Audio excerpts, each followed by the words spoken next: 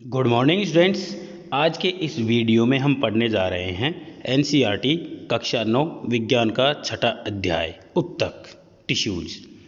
Video शुरू करने से पहले आपसे छोटी सी रिक्वेस्ट है कि आप चैनल को सब्सक्राइब कर लें, वीडियो को लाइक करें, अपने दोस्तों के साथ शेयर करें। चलिए शुरू करते हैं। सबसे पहला प्रश्न है उत्तक क्या है। ये प्रश्न बहुत बार पूछा जाता है, इसलिए इसे आप इम्पोर्टेंट लगा लें।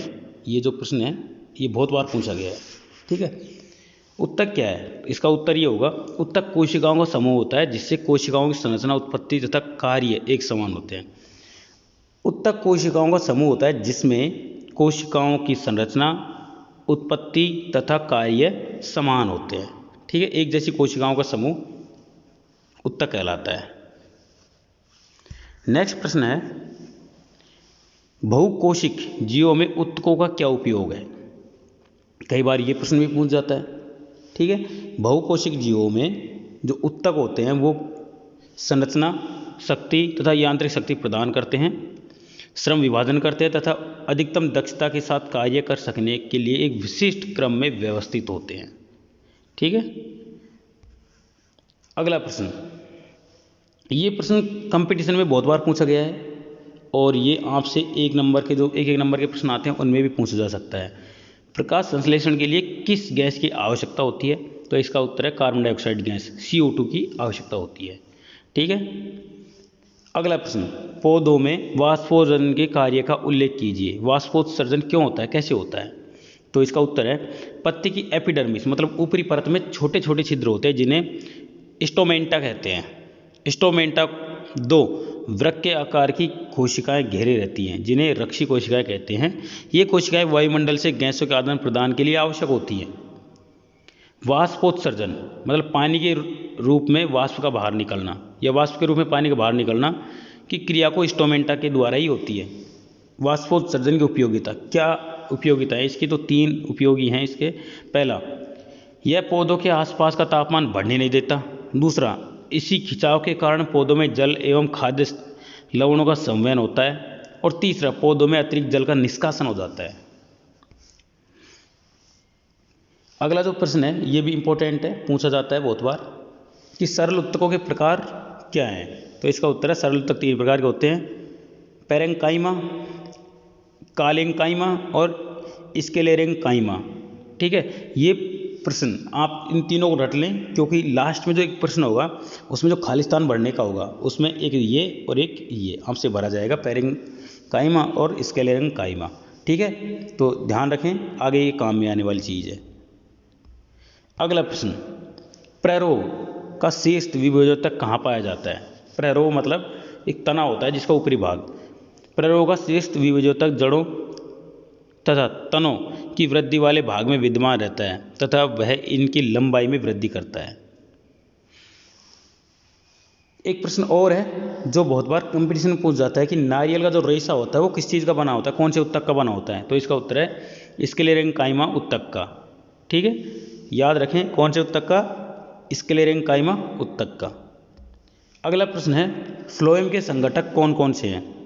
फ्लोएम में क्या क्या चीज़ें पाई जाती हैं। तो इसका उत्तर है, फ्लोएम 5 प्रकार के संघटकों मतलब चालनी कोशिकाएं, चालनी नलिका, साथी कोशिकाएं, फ्लोएम पेरेंकाइमा और फ्लोएम रेशों से मिलकर बना होता है। ध्यान रखें इन चीज़ों को। अगला प्रश्न है, उस उत्तक का नाम बताया जो हमारे शरीर में गति के लिए उत्तरदायी है। तो इसका उत्तर है पेशीय उत्तक।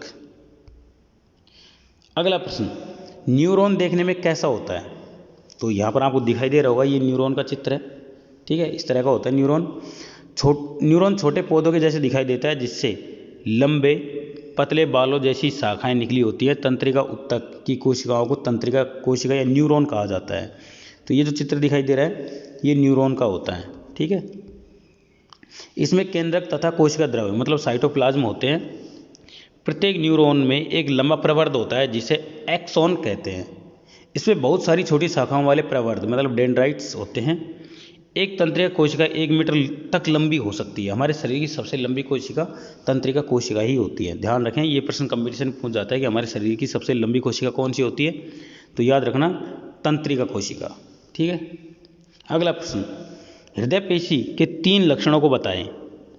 तो इसका उत्तर है, हृदय पेशी के 3 लक्षण है। पहला, हृदय की पेशी कोशिकाएं बेलनाकार शाखाओं वाली और एक केंद्रकीय होती हैं। दूसरी है अनैच्छिक पेशियां होती है क्योंकि इनकी गति को संचालित नहीं किया जा सकता। और तीसरी हृदय की पेशियां जीवन भर लयबद्ध होकर प्रसार एवं संकुचन करती रहती हैं। एक प्रश्न और बनता है जो कंपटीशन में बहुत बार पूछ जाता है, और मतलब ये जो ऑप्शनल वाले प्रश्न होते हैं एबीसीडी वाले, वो में पूछता है कि शरीर का सबसे व्यस्त अंग कौन सा है। तो इसका सही उत्तर है हृदय। अगला प्रश्न है चौथा, एरियोलर उत्तक के क्या कार्य हैं। तो इसका उत्तर है एरियोलर उत्तक के कार्य हैं, यह अंगों के भीतर की खाली जगह को भरता है। दूसरा, आंतरिक अंगों को सहारा प्रदान करता है। और तीसरा, उत्तकों की मरम्मत में सहायता करता है। अगला जो प्रश्न है, ये प्रश्न भी पूछा गया है पहले कई बार, ठीक है, एक एक या दो दो नंबर में पूछ जाते हैं। उत्तक को परिभाषित कीजिए। तो इसका उत्तर है उत्तक कोशिकाओं का समूह होता है जो एक तरह का कार्य करने में दक्ष होता है तथा जिसकी संरचना एक समान होती है। अगला प्रश्न, कितने प्रकार के तत्व मिलकर जाइलम उत्तक का निर्माण करते हैं और उनके नाम बताएं। तो जाइलम में कौन कौन से उत्तक होते हैं। तो इसका उत्तर है जाइलम में 4 प्रकार के तत्व पाए जाते हैं। पहला वाहिनिका मतलब जाइलम टैकिड, वाहिका, जाइलम पैरेंकाइमा और जाइलम फाइबर रेशे मतलब जाइलम फाइबर्स। तीसरा प्रश्न, पौधों में सरल उत्तक जटिल उत्तक से किस प्रकार भिन्न होते हैं। तो इसके एक तरफ हम सरल उत्तक लिखेंगे, दूसरी तरफ जटिल उत्तक। तो सरल उत्तक की तरफ ये एक प्रकार की कोशिकाओं के बने होते हैं और जटिल उत्तक एक से अधिक प्रकार की कोशिकाओं के मिलकर बने होते हैं। सरल उत्तक 3 प्रकार के होते हैं जैसे पैरेंकाइमा, कालेंकाइमा और स्क्लेरेंकाइमा। और जटिल उत्तक 2 ही प्रकार के होते हैं, फ्लोएम और जाइलम।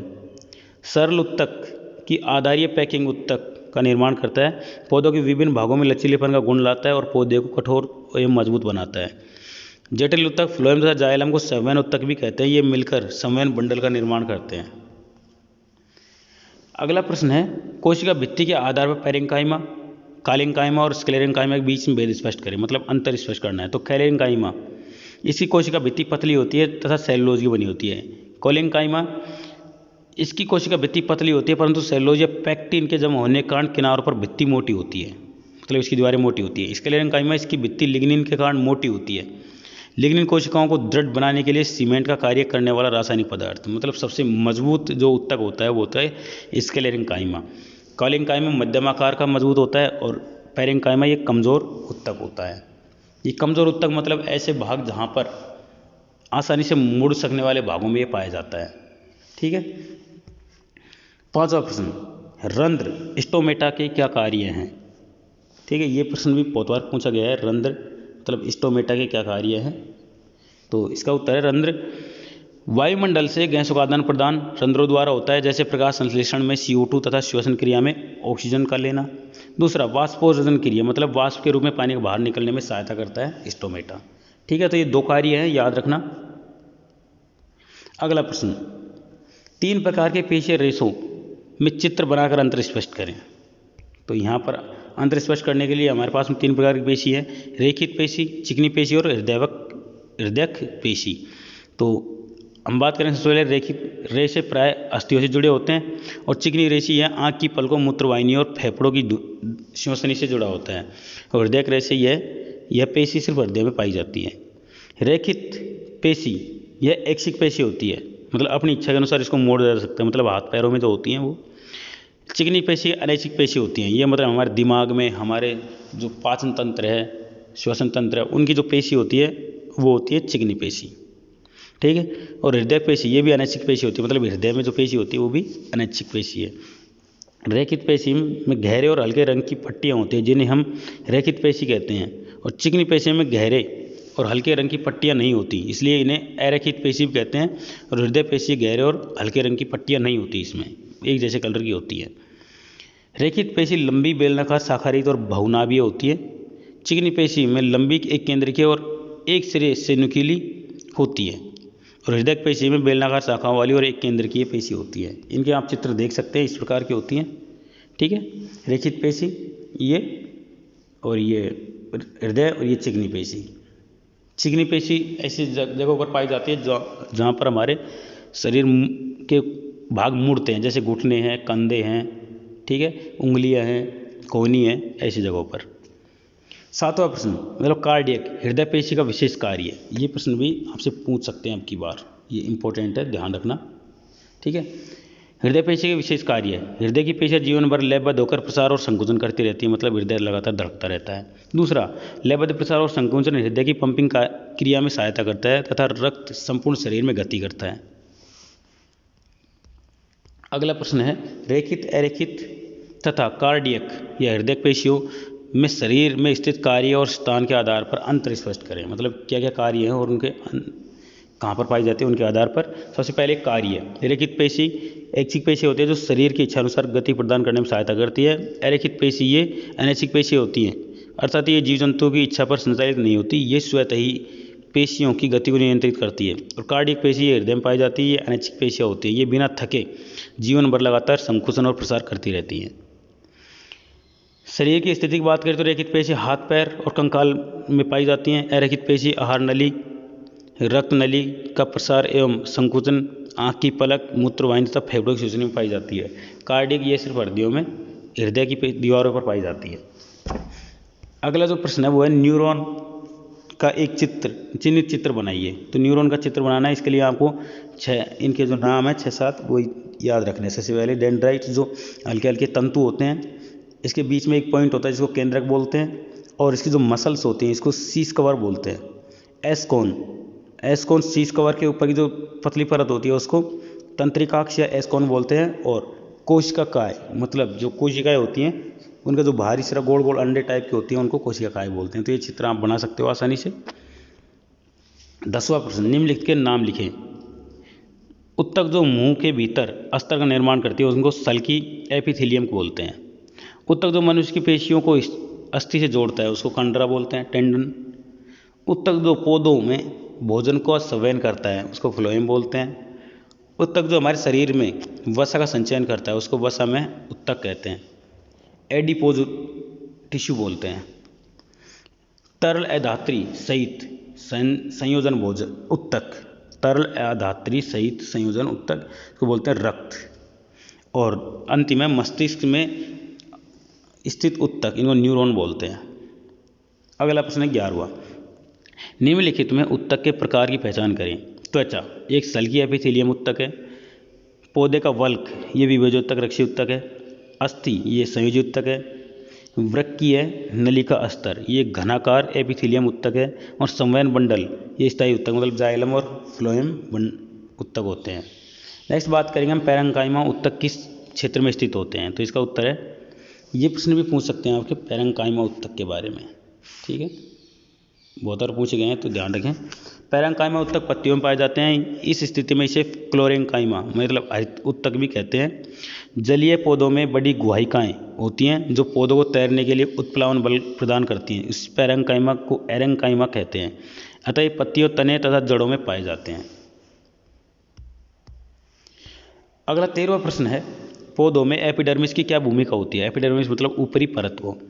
पौधों में एपिडर्मिस की निम्नलिखित भूमिकाएं हैं। पहला, पौधे की पूरी सतह एपिडर्मिस से ढकी रहती है, यह पौधों के सभी भागों की रक्षा करती है। दूसरा, एपिडर्मल कोशिका पौधों की बाह्य सतह पर प्राय एक मोम जैसी जल प्रतिरोधी परत बनाती है, यह जल हानि के विरुद्ध यांत्रिक आघात तथा परजीवी कवक के प्रवेश से पौधों की रक्षा करते हैं। तीसरा, पत्ती के एपिडर्मिस में छोटे छोटे छिद्र होते हैं जिन्हें स्टोमेटा कहते हैं, गैसों का आदान प्रदान तथा वाष्पोत्सर्जन क्रिया इनके द्वारा होती है। चौथा, मरुस्थलीय पौधों की बाहरी परत वाले एपिडर्मिस में क्यूटिन मतलब एक जल अवरोधक रासायनिक पदार्थ होता है जो जल के अत्यधिक वाष्पीकरण को रोकता है।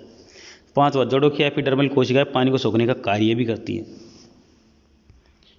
14वां प्रश्न, छाल मतलब कॉर्क किस प्रकार सुरक्षा उत्तक के रूप में कार्य करता है। तो इसका उत्तर है, जब वृक्ष की आयु बढ़ती है तो तने के एपिडर्मिस के स्थान पर विभेजोत्तक की पट्टी बन जाती है। यह एक मोटा सुरक्षात्मक उत्तक है।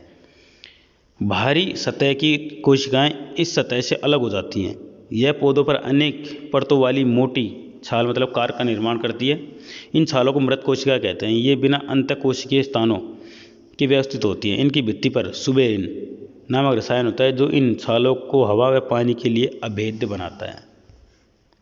अंतिम प्रश्न है ये, निम्न तालिका को पूर्ण करें, ठीक है। तो देख, उत्तक स्थायी उत्तक दो प्रकार के होते हैं, एक सरल और एक जटिल। और जो सरल होते हैं वो 3 तरह के होते हैं, स्क्लेरेन्काइमा, कोलेन्काइमा और इधर को है पेरेन्काइमा, पहला पेरेन्काइमा, बीच में कोलेन्काइमा और तीसरा स्केलेन्काइमा, और जटिल ऊतक जाइलम और फ्लोएम होते हैं। तो यहाँ पर आपको भरा जाएगा इसमें फ्लोएम। ठीक है बच्चों, इसी के साथ में हमारा ये जो वीडियो है, इसके प्रश्नोत्तर वाला वीडियो ये ख़त्म होता है।